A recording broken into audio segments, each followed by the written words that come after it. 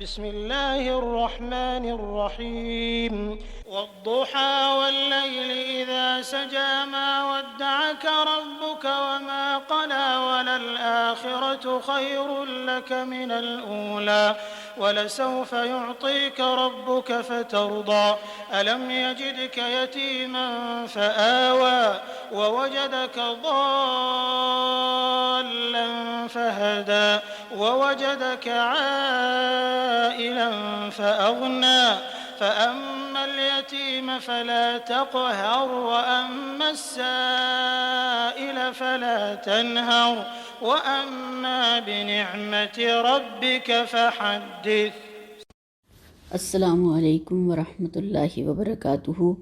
اعوذ باللہ من الشیطان الرجیم. بسم اللہ الرحمن الرحیم.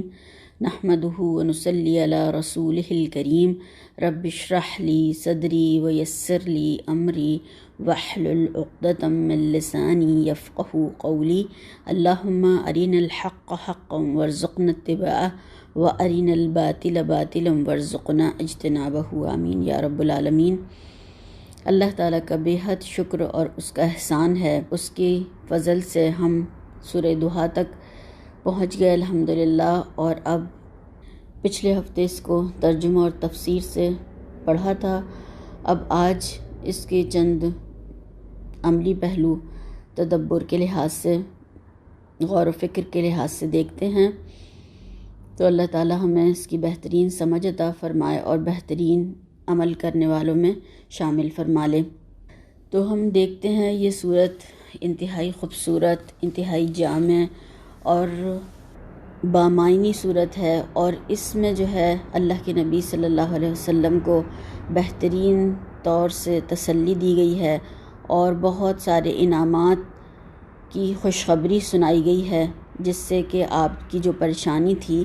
وہ دور ہو جائے. تو یہ گویا ہم دیکھتے ہیں کہ یہ وہ صورت ہے جو اللہ کے نبی صلی اللہ علیہ وسلم کی تسلی اور تسکین کا باعث بنی، جس میں کہ اللہ کے نبی صلی اللہ علیہ وسلم کو بہترین طور پر تسلی دی اللہ تعالیٰ نے. تو اس میں اللہ تعالیٰ نے دن کی روشنی اور رات کے سکون کی قسم کھا کر آپ صلی اللہ علیہ وسلم کو فرمایا کہ نہ تو اللہ تعالیٰ نے آپ کو چھوڑا ہے اور نہ ہی وہ آپ سے ناراض ہوا ہے. اور اس بات پر ان دونوں چیزوں کی قسم جس مناسبت سے کھائی گئی ہے وہ یہ ہے کہ جس طرح سے دن کا روشن ہونا اور رات کا تاریکی اور سکون لیے ہوئے تمام دنیا پر چھا جانا اس بنا پر نہیں ہوتا کہ اللہ تعالیٰ دن کے وقت تو لوگوں سے خوش ہوتے ہیں اور رات کے وقت ان سے کیا ناراض ہو جاتے ہیں، بلکہ یہ دونوں حالتیں ایک عظیم حکمت اور مصلحت کے تحت کار فرما ہیں. اس طرح تم پر کبھی وحی کا بھیجنا اور کبھی اس کو روک دینا یہ بھی اللہ تعالیٰ کی حکمت اور مصلحت کی بنا پر ہے، اور اس کا کوئی تعلق اس بات سے نہیں ہے کہ جب اللہ تعالیٰ تم سے خوش ہوتا ہے تو وحی بھیجتا ہے اور جب وہ ناراض ہو جاتا ہے تو وحی نہیں بھیجتا. تو یہ اس کے معنی نہیں ہیں، اور نہ یہ اس کے معنی ہیں کہ وہ تم سے ناراض ہے اور اس نے تمہیں چھوڑ دیا ہے. اور پھر ایک اور اگر ہم دیکھیں تو دوسری مناسبت اس مضمون سے ان دونوں قسموں یعنی دن اور رات کی قسم کھانے کی، کہ جس طرح سے دن کی روشنی اگر مسلسل انسان پر پڑتی رہے تو وہ اس کو تھکا دے اور وہ جو ہے پریشان ہو جائے، اسی لیے ایک خاص وقت تک دن کی روشنی رہنے کے بعد رات کا آنا ضروری ہو جاتا ہے، تاکہ پھر انسان اس میں سکون حاصل کرے اور آرام کرے. تو اسی طرح سے وحی کی روشنی اگر تم پر مسلسل پڑتی رہتی تو پھر تمہارے اعصاب اس کو برداشت نہیں کر سکتے تھے. تو اسی لیے اللہ تعالیٰ نے وقتاً بوقتاً فترہ اس وقت کو کہتے ہیں جو نزول وحی کا سلسلہ جس میں رک جاتا ہے. تو اللہ تعالیٰ نے وہ فترہ بیچ میں کیا کہ ایک زمانہ اس مصلحت کے تحت گزرا کہ آپ پر وحی نازل ہوئی اور پھر تھوڑی دیر کے لیے روک دی گئی، کیونکہ وحی کے نزول سے جو بار اور جو بوجھ پڑتا تھا اس کے اثرات جو ہیں اللہ کے نبی صلی اللہ علیہ وسلم سے زائل ہو جائیں، یعنی آپ جو اس سے تھک رہے تھے، جو پریشان ہو رہے تھے اور جو آپ کے اوپر ایک بار پڑ رہا تھا، تو وہ تھوڑا سا آپ ریلیکس ہو جائیں، تھوڑا سا کم ہو جائے اور آپ کو سکون حاصل ہو جائے اور ایک غور و فکر کا بھی موقع مل جائے۔ تو گویا وحی کا نزول جو ہے وہ دن کی طرح سے روشن ہے، اور جو فترہ ہے وہ جس میں وحی نہیں آئی وہ گویا رات کا سکون اور سکوت ہے۔ اور دیکھا جائے تو یہ کیفیت عارضی ہے، جیسے کہ دن رات عارضی ہیں، گزرتے رہتے ہیں، چلتے چلے جاتے ہیں اور ایک کے بعد ایک کا سلسلہ جاری رہتا ہے۔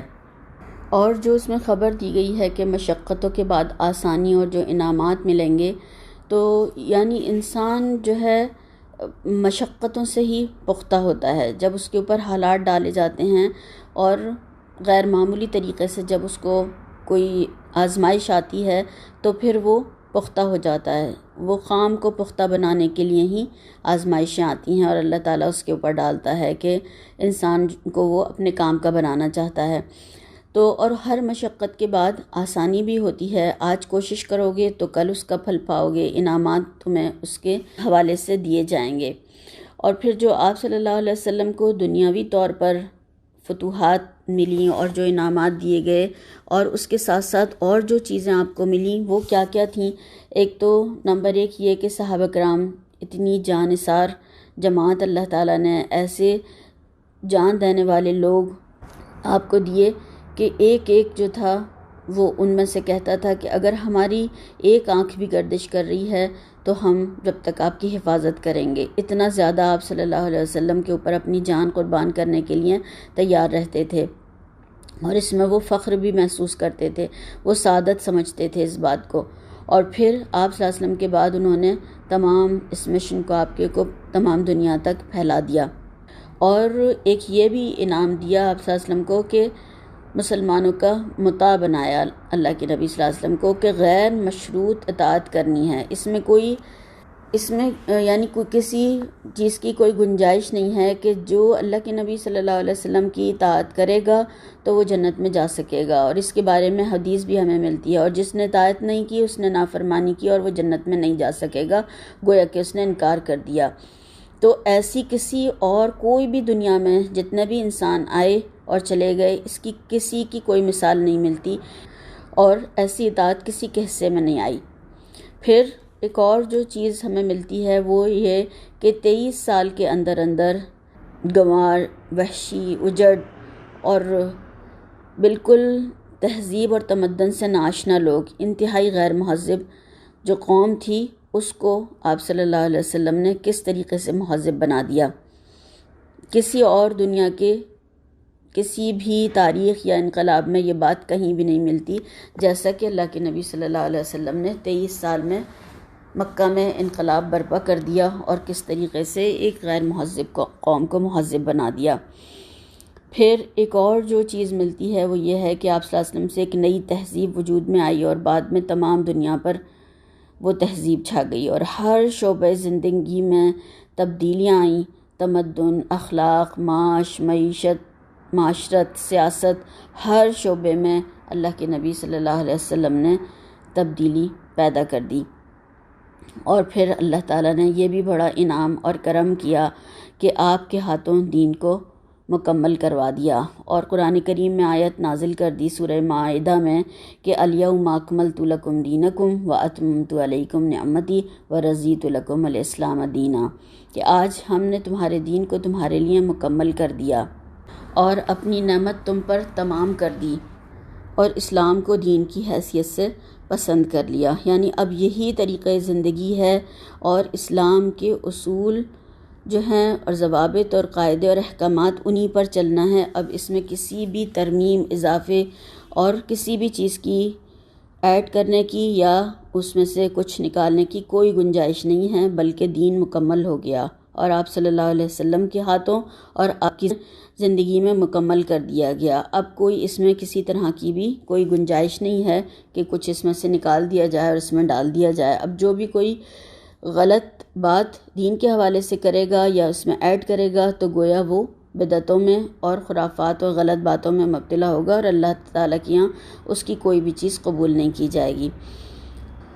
اور پھر اللہ کے نبی صلی اللہ علیہ وسلم کو خاتم الانبیاء کا خطاب بھی مل گیا۔ یہ بھی ایک نعمت تھی، ایک طریقے سے آپ صلی اللہ علیہ وسلم کے لیے انعام تھا کہ آپ کے ذریعے دین کو مکمل کروا دیا گیا، تکمیل دین ہو گئی، اب کوئی نبی نہیں آئے گا۔ اور امت محمدیہ صلی اللہ علیہ وسلم کو گویا یہ ایک طریقے سے جانشینی کا اعزاز ملا کہ وہ اب اس دین کو پہنچاتے رہیں گے، پھیلاتے رہیں گے، اور وہ ذریعہ ہیں لوگوں اور اللہ کے درمیان، تمام انسانیت کے درمیان دین کو پہنچانے کے لیے۔ اور پھر جو باطنی نعمتیں ہیں جو آگے بھی ہم انشاءاللہ تعالیٰ پڑھیں گے، اس میں نہر کوثر بھی آپ صلی اللہ علیہ وسلم کو عطا فرمائی اللہ تعالیٰ نے۔ اور ان تمام نعمتوں میں جو اللہ تعالیٰ نے انعامات آپ کو دیے ہیں، اس میں کوئی نبی، کوئی ولی، کوئی پیر، کوئی بھی اس میں آپ صلی اللہ علیہ وسلم کا شریک نہیں ہے۔ یہ تمام کی تمام نعمتیں اللہ تعالیٰ نے آپ کو عطا فرمائیں، اور جنت میں ان انعامات کے جو دنیا کے علاوہ، جو دنیا میں ملا ہے اس کے علاوہ جو وہاں پر ملے گا، تو الف الف یعنی ہزار ہزار محلات ہوں گے، اور وہ بتائے جاتے ہیں کہ وہ موتیوں کے محل ہیں، اس میں اعلیٰ درجے کی، اعلیٰ قسم کی نعمتیں ہوں گی، اور وہ محلات کسی اور کے ایسے نہیں ہوں گے جیسے کہ اعلیٰ درجے کے آپ صلی اللہ علیہ وسلم کے ہوں گے۔ اور دنیاوی طور پر بھی اگر دیکھا جائے تو ابتدائی حالات مشکل تھے، جب اسلام پھیلا کتنی مشکلات تھیں۔ 13 سالہ جو مکی دور ہے اس میں مشکلات تھیں، اور جن لوگوں نے قربانیاں کیں انہوں نے تو اسلام کو پھلتے پھولتے بھی نہیں دیکھا، وہ تو صرف قربانیاں دے کر چلے گئے۔ پھر جو فتوحات ہوئیں اور جو آسانیاں ملیں اور جو انعامات دیکھے، وہ پھر مدنی دور میں لوگوں نے دیکھے، اور وہ تو اس وقت جو پہلے دور میں جو لوگ لگا کر چلے گئے انہوں نے تو وہ آسانیاں دیکھی بھی نہیں، تو ان کا اجر کتنا زیادہ اللہ تعالیٰ عطا فرمائیں گے۔ تو پھر بعد کے دور میں آسانیاں بھی ملیں، مال غنیمت بھی آیا، اور پھر فتوحات بھی ہوئیں، اور آپ صلی اللہ علیہ وسلم کی جو محبت ہے وہ بھی مسلمانوں کے دل میں ڈالی گئی ہے، اور کس طریقے سے آپ صلی اللہ علیہ وسلم سے محبت کرتے ہیں۔ اور دنیا میں سب سے زیادہ جو رکھا جانے والا نام ہے وہ بتایا جاتا ہے کہ وہ محمد ہے۔ صلی اللہ علیہ وسلم کا نام پوری دنیا میں رکھا جاتا ہے، کثرت سے رکھا جاتا ہے، اور یہاں تو عربوں کا ایک طریقہ یہ بھی ہے کہ وہ کسی کا نام نہیں جانتے تو اسے محمد کہہ کے بلاتے ہیں۔ تو اتنا اچھا اور پیارا انداز ہے یہ، بہت ہی خوبصورت، اور آپ صلی اللہ علیہ وسلم کا اتنا نام ہے یہ ایسا کہ حمد کیے ہوئے تعریف اللہ تعالیٰ نے تعریف جو ہے دنیا میں بھی رکھی ہے، اور آخرت میں تو آپ کو ملے گی ہی انشاءاللہ۔ اور پھر ہم دیکھتے ہیں کہ اذان میں بھی آپ کا ذکر خیر موجود ہے، اور پوری دنیا میں ہم دیکھتے ہیں کہ کہیں نہ کہیں ہر وقت اذان ہو رہی ہوتی ہے، اور اس میں آپ صلی اللہ علیہ وسلم کا نام آ رہا ہوتا ہے۔ تو یہ آپ کا نام جو ہے قیامت تک کے لیے اللہ تعالیٰ نے اس طرح بلند کروا دیا ہے۔ سبحان اللہ، یہ اللہ کے نبی صلی اللہ علیہ وسلم کے اوپر خاص احسانات اور انعامات ہیں، ان میں کوئی بھی آپ کے ساتھ شامل اور شریک نہیں ہے۔ آپ یتیم تھے، اللہ نے آپ کو ٹھکانہ دیا اور پناہ دی، اور آپ جو ہیں لا علم تھے، اللہ نے آپ کو علم دیا، ہدایت عطا فرمائی، تو آپ بھی پھر لا علموں کے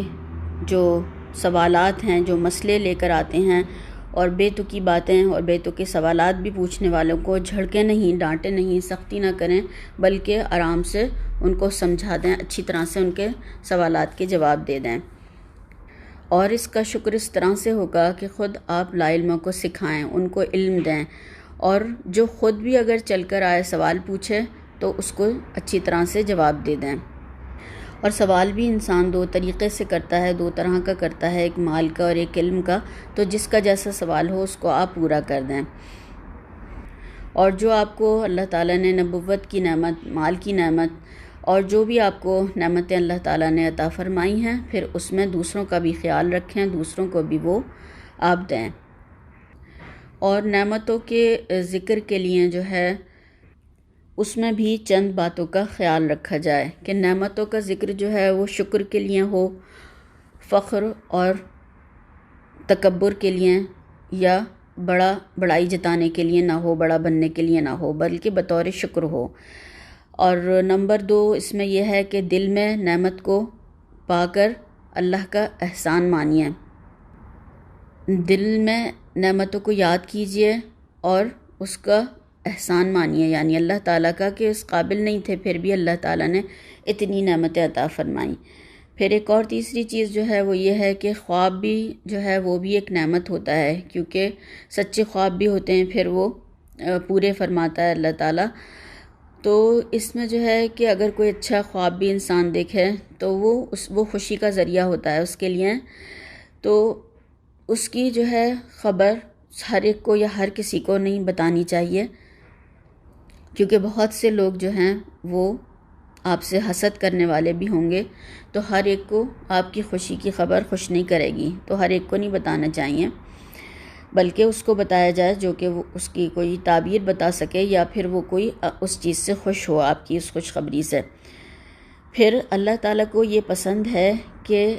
اللہ تعالیٰ نے جو انسان کو نعمتیں دی ہیں اس کا اثر اس کے اوپر نظر آئے۔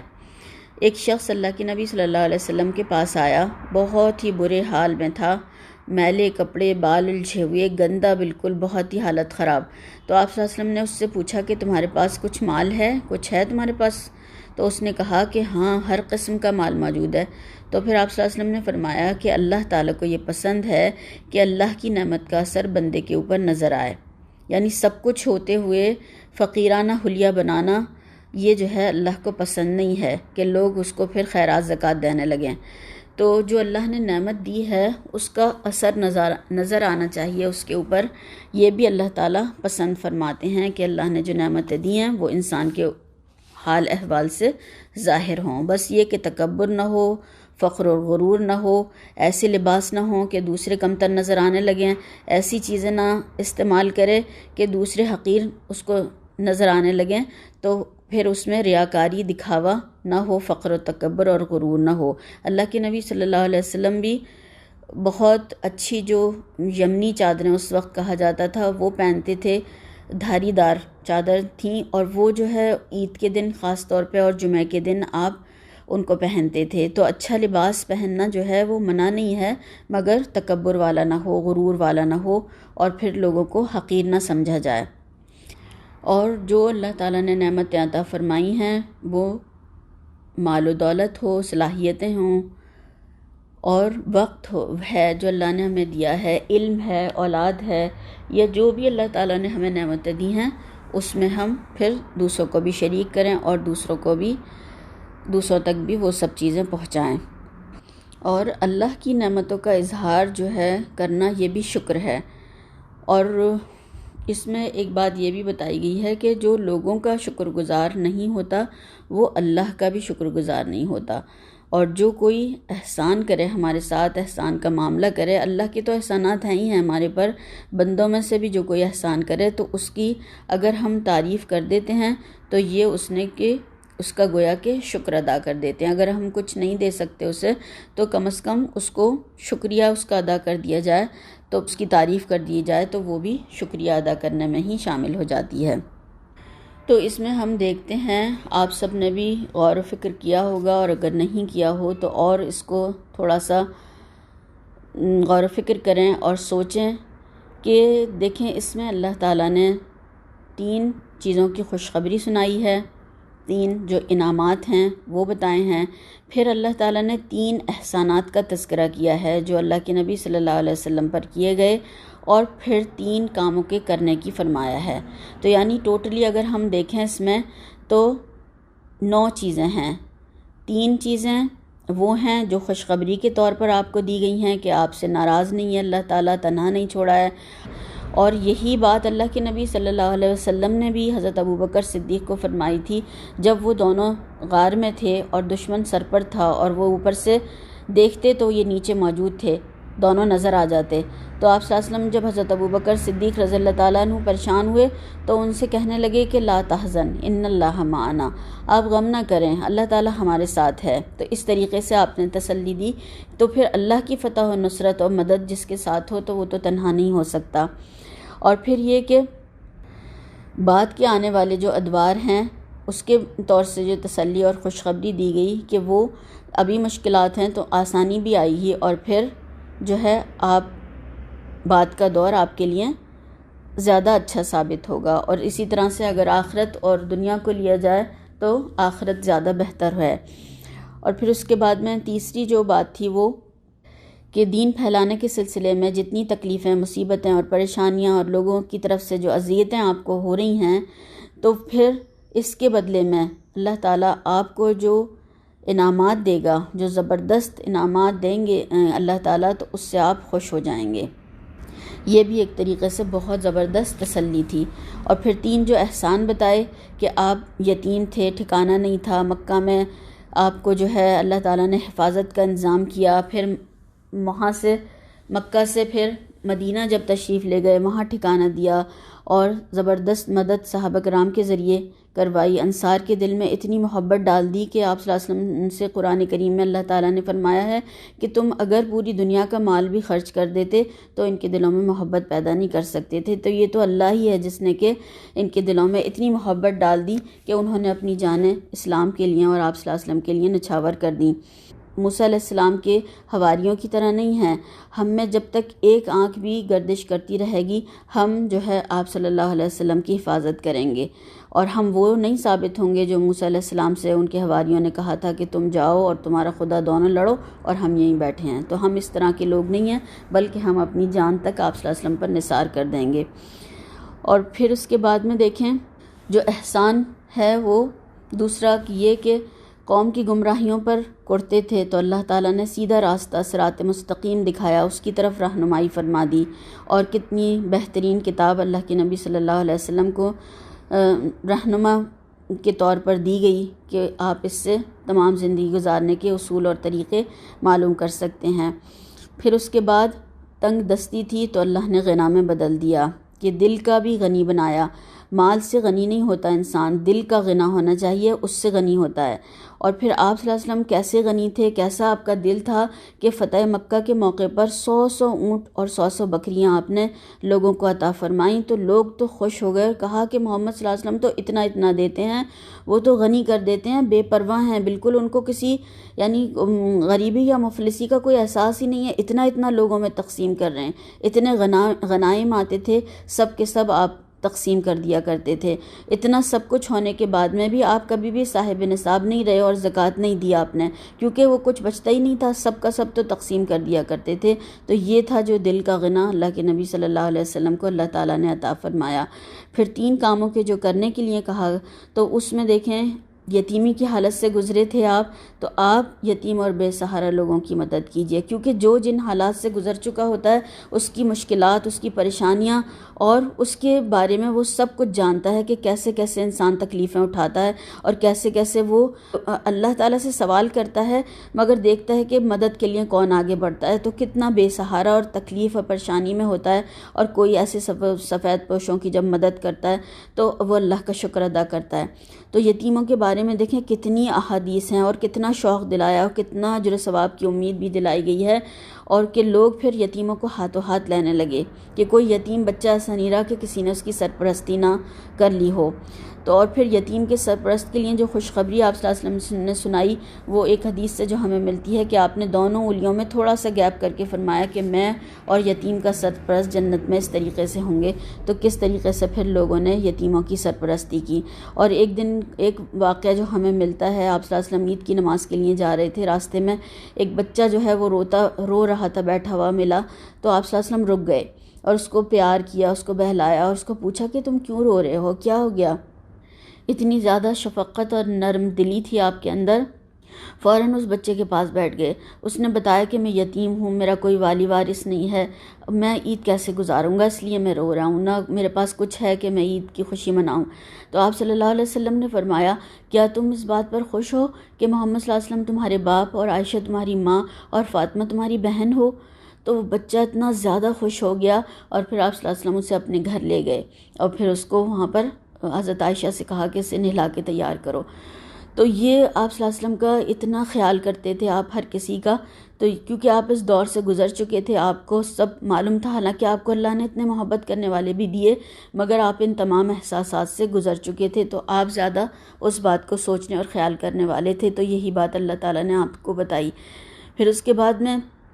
سوال کرنے والوں کے لیے جو کہا گیا کہ ان کو مال یا علم کا دونوں میں سے کوئی بھی جو سوال کرے، تو جو ضرورت مند ہو اس کو آپ صلی اللہ علیہ وسلم کیا کرتے تھے، جو آ کے سوال کرتا تھا تو جو بھی آپ کے پاس ہوتا تھا وہ فوراً دے دیتے تھے، تو اور اگر نہیں ہو تو پھر اچھی طرح سے منع کر دو، ڈانٹنا نہیں ہے، جھڑکنا نہیں ہے، اور کسی طرح کا برا رویہ اور سلوک اختیار نہیں کرنا ہے۔ اور آپ کے پاس بھی جب کچھ ہوتا تھا، سوالی آتا تھا، فوراً دے دیتے تھے، اور جب کچھ نہیں ہوتا تھا تو پھر صحابہ کرام کی طرف ان کو کہہ دیتے تھے کہ جس کے پاس اگر اس کی ضرورت پوری کرنے کے لیے کچھ ہو تو وہ اس کو دے دے۔ تو یہ بھی کسی کی ضرورت پوری کرنے کی سفارش کر دینا، یہ بھی بہت بڑے اجر و ثواب کا ذریعہ ہے، کہ کوئی آیا ہے سوال کر رہا ہے، آپ نہیں ادا کر سکتے، نہیں دے سکتے اسے،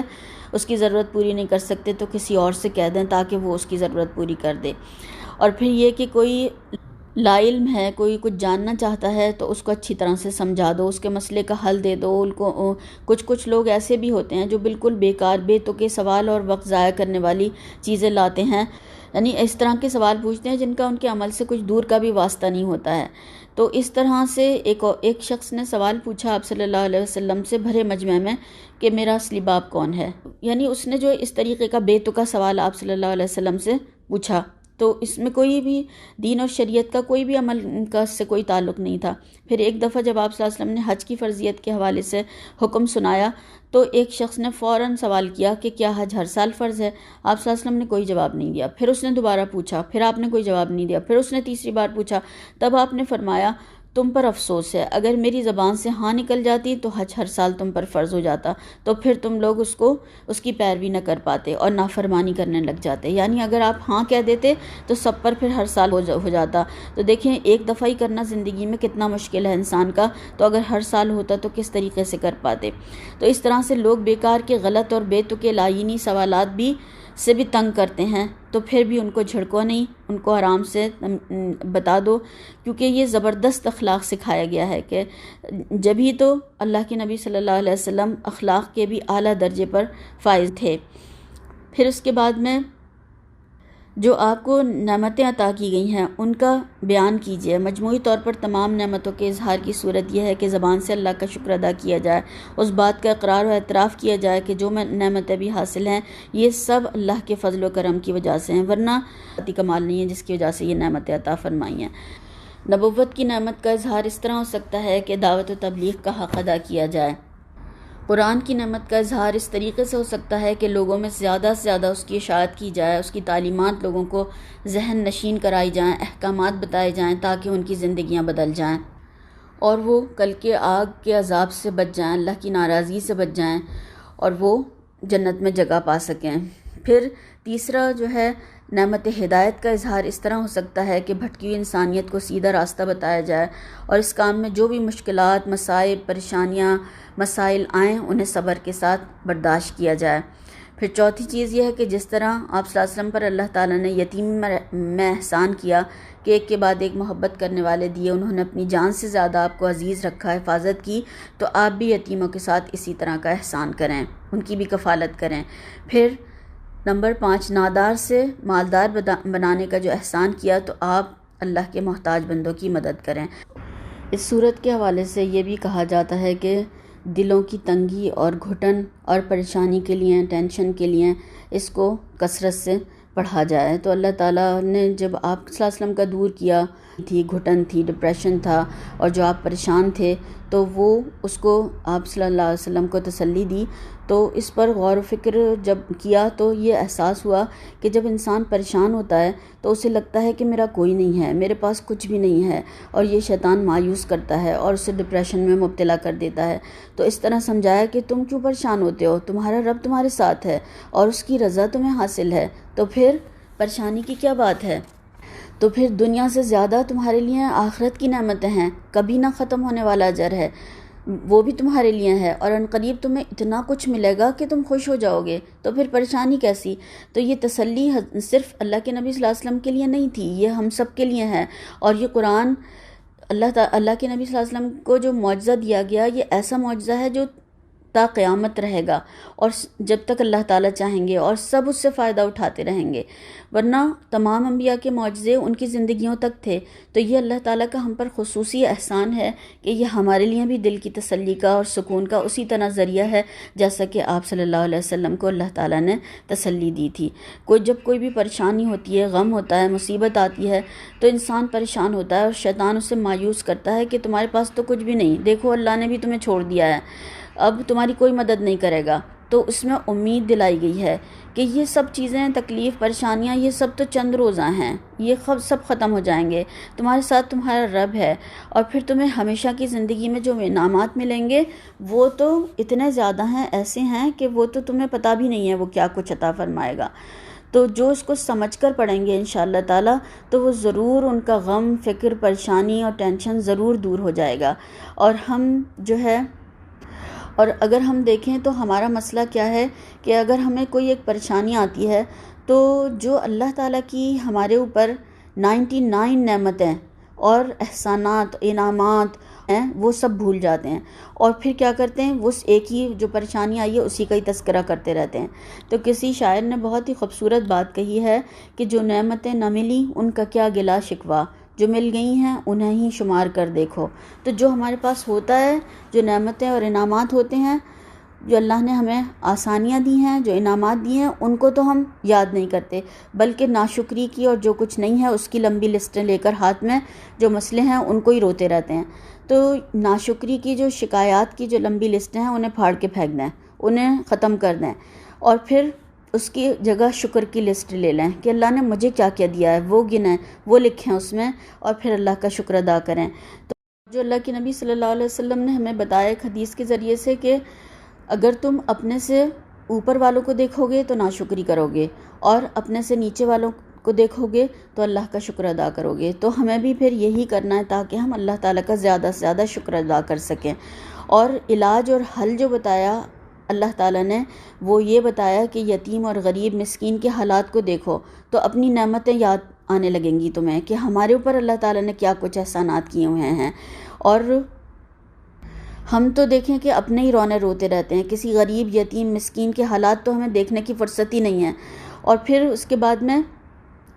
پھر جب تم ان کو دیکھو گے تو پھر جو تمہارے دل سے شکر ادا ہوگا اللہ تعالیٰ کا، پھر جو تم الحمدللہ کہو گے کہ اللہ نے مجھے کتنے اچھے حال میں رکھا ہے، کس کس طرح کی پریشانیوں، مشکلوں، بیماریوں میں سے محفوظ رکھا ہے اللہ تعالیٰ نے، تو پھر تم کہو گے الحمدللہ علی کل حال۔ جو تمہارے دل سے اللہ تعالیٰ کا شکر ادا ہوگا کہ ہر حال میں اللہ تعالیٰ کی تعریف ہے، ہر حال میں اللہ کا شکر ہے، ہر حال میں اللہ تعالیٰ نے جو دیا ہے اس میں اللہ تعالیٰ کا میں شکر ادا کرنے والا بن جاؤں۔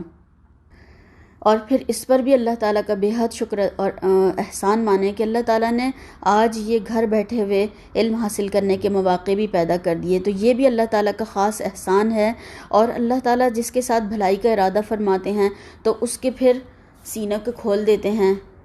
دین کا علم حاصل کرنے کے لیے، دین حاصل سمجھنے کے لیے، اور پھر اس کو ایسے مواقع بھی فراہم کر دیتے ہیں۔ تو اس پر بھی اللہ تعالیٰ کا بہت شکر اور احسان مانیں۔ اور کرنے کے کام اس میں یہ ہیں کہ 2 رکعت نماز ضحیٰ کی ضرور پڑھیں، جس کو چاشت بھی کہا جاتا ہے، اور اس کا ثواب بہت زیادہ ہے، حج اور عمرے کے برابر ہے۔ اور پھر اس کے میں جو کہا جاتا ہے اس کی فضیلت کے بارے میں کہ 2 رکعت یا 4 رکعت جتنی بھی پڑھ سکتے ہیں، تو 4 رکعت کے حوالے سے جو آتا ہے کہ بدن کے تمام جوڑوں کا صدقہ ہو جاتا ہے ایک طریقے سے۔ اور ایک بار آپ صلی اللہ علیہ وسلم نے اس کی جماعت بھی کرائی تھی، صحیح مسلم کی روایت ہے، عتبان بن مالک اس کے راوی ہیں۔ تو اس کا اہتمام ضرور کریں۔ اور دوسرا کرنے کا کام جو ہے کہ یتیم اپنے خاندان کے یا پھر آس پاس محلے یا پھر رشتہ داروں میں دیکھیں اور ان کی کفالت کی ذمہ داری لیں، کم از کم ایک، اور پھر اس میں جو اجر و ثواب ہے اس کا وہ بے انتہا ہے۔ اور اس کو اللہ کی رضا کے لیے ضرور اس کام کو کریں، ان کو عزت دیں اور ان کی کفالت کی ذمہ داری لیں۔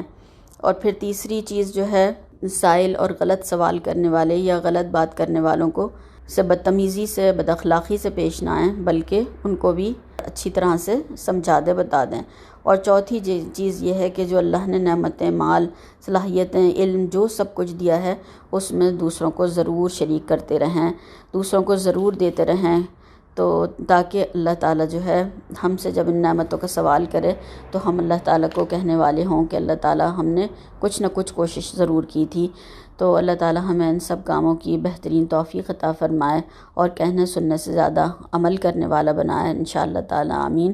اور پھر اس کے بعد میں اللہ تعالیٰ سے دعا ہے کہ اللہ تعالیٰ ہمیں شکر گزار بندوں میں شامل فرما لے، شاکرین میں لکھ لے، ذاکرین میں لکھ لے، ذکر کرنے والوں میں، توابین میں لکھ لے، توبہ کرنے والوں میں، منیبین میں لکھ لے، جو بار بار پلٹ کر آتے ہیں، رجوع کرنے والے ہیں اللہ تعالیٰ سے۔ اور اللہ تعالیٰ ہمیں ایسے لوگوں میں لکھ لے جو اللہ تعالیٰ سے محبت کرتے ہیں اور اللہ تعالیٰ جن سے محبت کرتا ہے، اور اللہ تعالیٰ ہمیں اپنی رضا پر راضی رہنے کی توفیق عطا فرما دے اور اپنے پسندیدہ بندوں میں شامل فرما لے، آمین ثم آمین۔ وآخر دعوانا ان الحمد للہ رب العالمین۔ سبحانک اللہم و بحمدک، اشہد ان لا الہ الا انت، استغفرک و اتوب الیک۔ السلام علیکم ورحمۃ اللہ وبرکاتہ۔